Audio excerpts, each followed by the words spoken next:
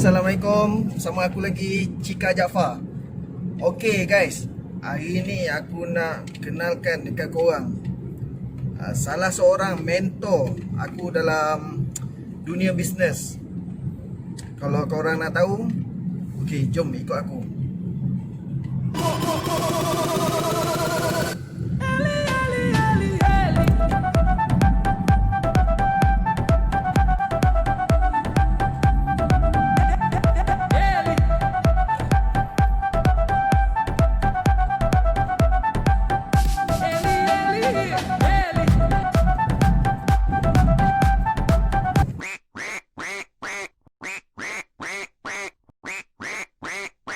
Okay guys, okay. Jom kita terjauh rumah dia. Ada orang ke tak ada orang. Ni time-time raya ni kita minta duit raya sekali. Okay, jom. Jom.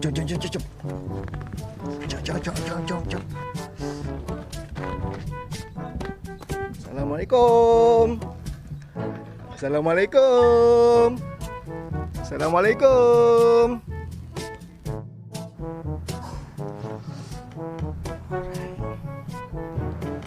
Okay, dah. Okay guys, hari ni lah yang kita nantikan. Aku nak kenalkan dekat korang salah seorang mentor aku dalam dunia bisnes ni. Korang nak tahu siapa? Okay, kejap, aku panggil dia. Okay guys, inilah mentor yang aku nak tunjukkan dekat korang tadi.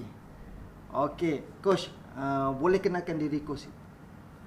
Okey, Assalamualaikum warahmatullahi wabarakatuh. Terima kasih kita punya bro Cika. Okey, saya kenalkan diri saya. Saya adalah HM Azmi, berasal daripada Bandar Batu Pahat.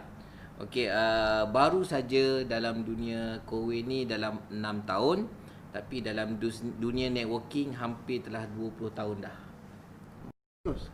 Sebelum berkecimpung dalam bisnes Kowe ni, apa pekerjaan sebenar Coach? Okey, sebelum saya bermula dengan Kowe, saya sebenarnya adalah seorang juru teknik bangunan, telah berkhidmat di Summit Parade ataupun kita punya mall dekat Batu Pahat ni hampir 8 tahun.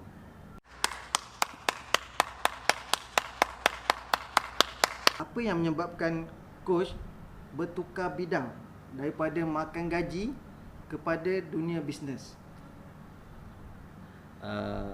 Okey, sebenarnya saya ada sejarah hitam yang saya rasa saya tak pernah cerita dekat mana-mana ataupun kepada dunia luar, dan sebenarnya family saya pun tak ramai yang tahu sebenarnya. Sejarahnya bermula pada peringkat awal umur saya dalam sekitar awal 20-an macam tu.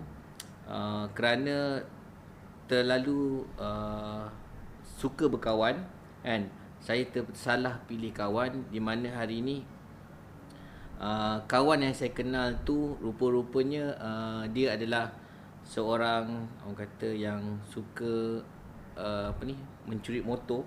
Jadi saya ditahan ke balai untuk dia soal siasat. Jadi melibatkan orang kata satu turning point sebenarnya dalam hidup saya, bila Kisah hitam lah. satu sejarah lah pada saya. Saya dibawa ke balai polis di soal siasat, dan saya terpaksa bermalam di lock-up hampir 2 malam.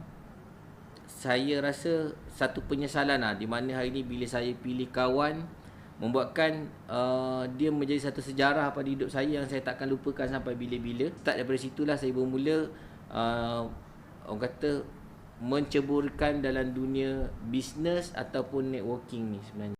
Okey Coach, macam kita tahu dekat luar ni pelbagai bisnes yang kita boleh ceburi. Tetapi kenapa Coach memilih Kowe? Mesti ada something yang amat-amat special dekat Kowe ni. Boleh Coach jelaskan sikit?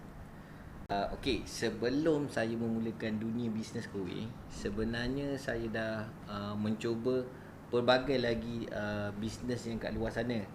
Antara bisnes yang saya ceburi peringkat awal, saya adalah menceburi bisnes MLM ataupun multi level marketing.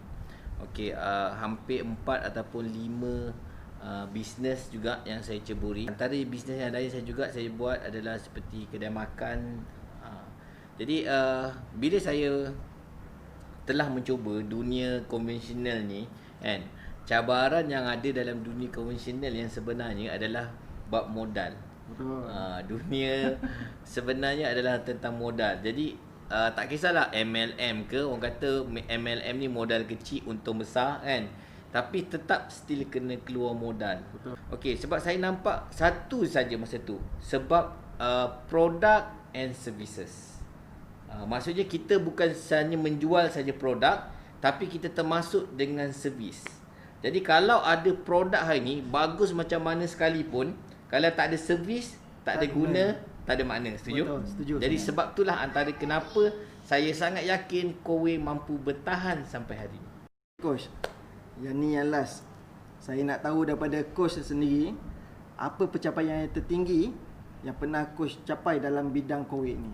Pencapaian yang paling tinggi yang saya pernah capai adalah ada dua yang saya pernah capai, iaitu top 10 nationwide. Itu 2017 saya menang trip ke Afrika, dan 2019 trip ke Switzerland. Dan antara yang tertinggi juga saya capai adalah saya setakat ni dalam masa 6 tahun telah melahirkan hampir 7 orang manager di dalam Kowe. 7 orang manager guys, 7 orang. Okay coach, sebelum kita akhiri konten kita pada hari ni, Okey. coach kena lepasi satu challenge daripada saya, Okey. iaitu challenge dinamakan ayat-ayat cinta. Wow. Okay coach, challenge dia macam ni. Coach kena sebutkan perkataan yang pertama dalam setiap ayat yang saya bagi. Okey. Tapi ayat dia 3 kali secara berturut-turut, dan coach kena sebutkan dengan pantas. Contoh dia, Azmi pergi kedai. Maksudnya Azmi saja. Air itu manis. Air saja. Tapi dalam 3 ayat secara berturut-turut. Boleh? Faham. Boleh Boleh. Ni pergi kedai. Azmi, Kursi ini cantik. kerusi, Comel tak saya? comel.